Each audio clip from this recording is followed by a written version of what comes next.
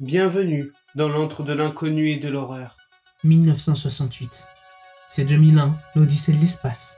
C'est Rosemary's Baby. C'est la planète des singes ou encore c'est la nuit des morts vivants. Mais c'est aussi le premier film d'une trilogie japonaise qui va marquer les esprits et inspirer les générations futures. Prenons une grande inspiration, remontons le temps. Que chaque créature fantastique éveille en nous la curiosité. Que chaque légende nous transporte au-delà des frontières du connu. Ensemble, explorons les mondes merveilleux des yokai, où chaque histoire résonne avec les échos du passé et la promesse d'un avenir enchanté.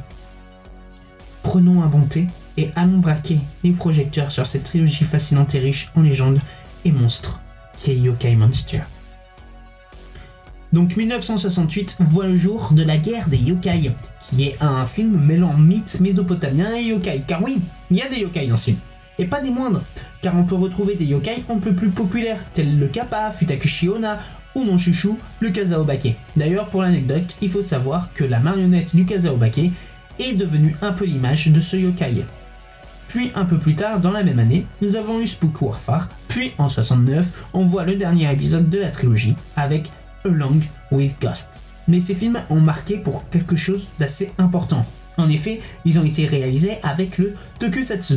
Qu'est-ce que c'est ce truc ? Eh bien, le Tokusatsu signifie effets spéciaux. Et il faut savoir que le premier film utilisant cet effet est Godzilla. Et il s'agit grossièrement de cette esthétique que nous pouvons retrouver dans les Super Sentai et les films de Kaiju.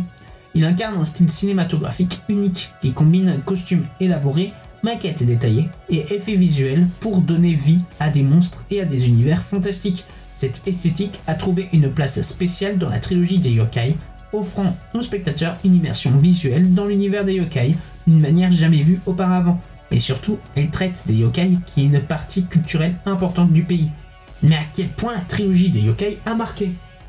Déjà, quand un personnage du film devient l'une des représentations officielles d'une créature apparaissant pour la première fois entre 1336 et 1573, je pense qu'on peut considérer qu'elle a marqué les esprits. Et puis en 2005, on a pu voir The Great Yokai War réalisé par Takashi Miike, puis ce reboot aura en 2021 une suite se nommant The Great Yokai War Guardians. Le premier est destiné à un public familial et il s'agit du seul film en rapport à la trilogie originale dans ce cas. Attardons-nous un peu plus dans l'ère des années 60 pour un peu plus de contexte. En effet, il s'agit d'une période charnière pour le cinéma japonais. À cette époque, le Japon traversait des transformations socio-culturelles majeures suite à la Seconde Guerre mondiale. Ces films de la trilogie des yokai ont émergé dans un contexte où le pays cherchait à renouer avec ses traditions tout en embrassant la modernité. C'est dans cette intersection entre l'ancien et le nouveau que ces films ont puisé leur essence, créant ainsi une expérience cinématographique unique. Mais pourquoi je parle de ce film et surtout pourquoi je fais un cours ? Premièrement, je fais ce que je veux, c'est ma vidéo. Et aussi parce que je fais un cours car il me semblait important de mettre des bases sur la culture japonaise pour comprendre des détails importants. Par exemple, alerte spoil, merci d'aller à ce timecode. C'est bon ?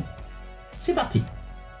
À la fin de The Great Yokai War de 2005, le Tengu est vaincu par un Azuki Tori, et c'est haricots rouges car les Tengu craignent dans la mythologie les haricots rouges. C'est con mais c'est logique dans la culture. Fin du spoil. Ce qui rend donc la trilogie des yokai si fascinante, c'est sa capacité à revisiter la légende classique de manière moderne. Ces films ne se contentent pas de présenter des monstres pour le plaisir visuel, mais ils réinterprètent également les histoires traditionnelles pour les adapter à un public contemporain. C'est cette fusion entre passé et présent, entre folklore et cinéma, qui rend ces films si captivants et intemporels. Et donc, en plus du côté court un peu barbant de la vidéo, je voulais aussi faire découvrir la trilogie, car j'ai aimé ces films.